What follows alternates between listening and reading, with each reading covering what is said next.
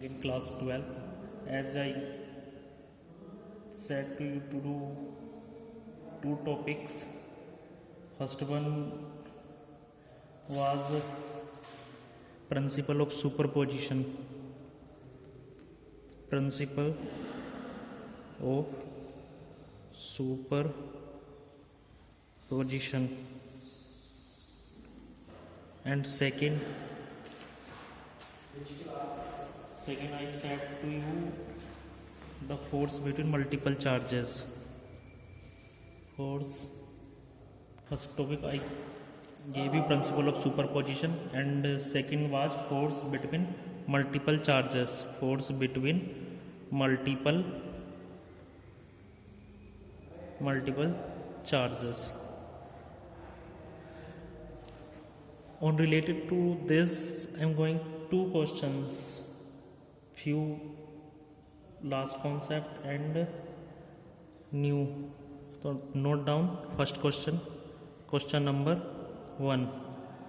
So dear students, question is, if three charges q1, q2, q3 each equal to q, means you have three charges q1, q2, q3 and which is equal to q at the vertex of an equilateral triangle. All of you should know about what does mean by equilateral triangle. All sides are equal, means three sides. Then you have to find out what is the force on a charge q placed at the centroid. Then you have to find what is the force on charge q placed at the centroid. The question is, if three charges q1, q2, q3 each equal to q at the vertex of an equilateral triangle of side L, what is the force on a charge q placed at the centroid? Now question number 2. So question number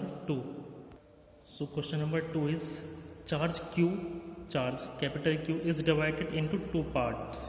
Charge Q is divided into two parts such that they repel to each other with a maximum force when kept at a certain distance apart. Find the charge of each part. You have given a charge and it is divided into two parts which repel to each other with a maximum force. Means you have a charge and was divided into two parts and with the maximum force that are kept at a certain distance. You have to find the charge of each part. There are two questions. First one is, if three charges q1, q2, q3 equal to q are at the vertex of a triangle, and you have to find the force at the centroid, and here the charge q, capital Q, is divided into two parts with a maximum force, electric force, and its distance apart, certain distance. Find the charge of each part. Next your topic is electric field. What does mean by electric field? Have you studied about the gravitational force when two bodies are to each other and the mass of gravitational force G, capital G, m1 m2 upon r square. Same purpose here you have to define the electric field. There was the gravitational field, here you will have to study about electric field. So same case, here we are considering charge, there was mass, here is charge. You have to give the definition according to that you can say that electric field is that field in which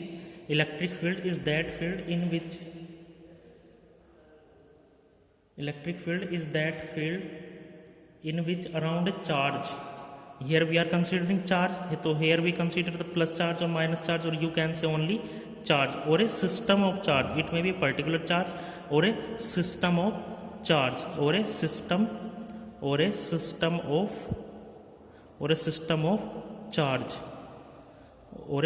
of charge. The electric force is experienced.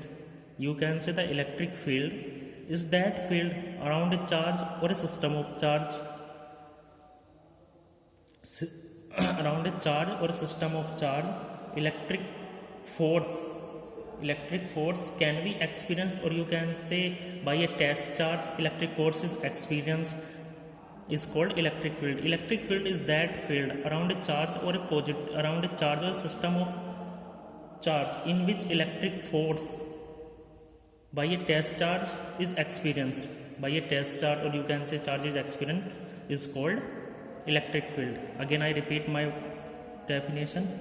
Electric field is that field around a charge or a system of charge, around a charge system of charges in which the by a test charge or a charge or a system of charge electric force is experienced. That is called the electric field. That is called electric field. It is the definition of electric field. After it, you tends to gain the electric field intensity.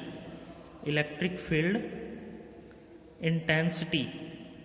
As you read about the gravitational field intensity, here it is the electric field intensity. It is denoted by, here it is the ratio. First of all, you have to consider about the electric field. In an electric field, the ratio of, you can say in an electric field, the ratio of static electric force, the ratio of static electric force at a test charge, ratio of electric in an electric field, the ratio of electric force at a test charge at a point, and the magnitude of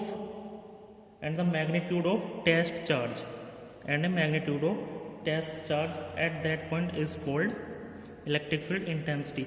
You have to remember only one thing, that in an electric field, the electric force by a test, the ratio in an electric field, the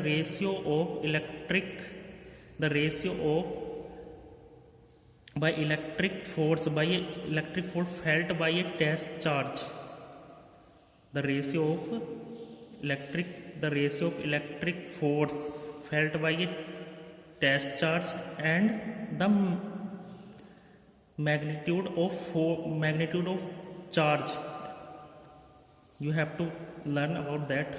It is clear that E equal to, you have to read about F upon Q. You have to given the definition of force and by charge Q. I am repeating again. You have to learn in an electric field. The electric force at a test charge kept in an electric field and the magnitude of the test charge in an electrical field is called electric field intensity. Now we have considered the test charge plus Q, and we have to calculate the electric field intensity at point P from a distance R, from a point O. Then according to Coulomb's law, you know at the force of electric static force at point P will be equal to 1 upon 4 pi epsilon naught Q naught upon R square, F equal to, and according to definition we considered that F equal to E equal to F upon Q. So same, so here we are considering test charge, so here it will be equal to, here we are considering as Coulomb's law, F equal to 1 upon 4 pi epsilon Q into Q naught is the test charge. Here we are expecting to find out the electric field intensity, which is our distance apart from point O, which has the positive charge plus Q. Then we considered E equal to F upon Q. So here same purpose, E will be equal to 1 upon 4 pi epsilon naught Q naught upon R square into 1 upon Q naught. So it will be finally 1 upon 4 pi epsilon naught Q upon R square. So what does the be achieved from this?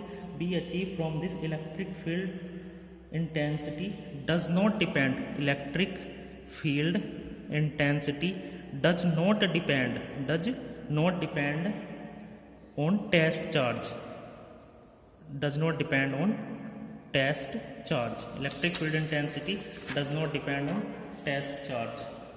And in vector form you can write like this: E equal to F vector upon Q naught, then F vector equal to Q naught E vector. Q is scalar and all of the vector, and unit will be equal to F Newton and it will be Coulomb, means Newton per Coulomb.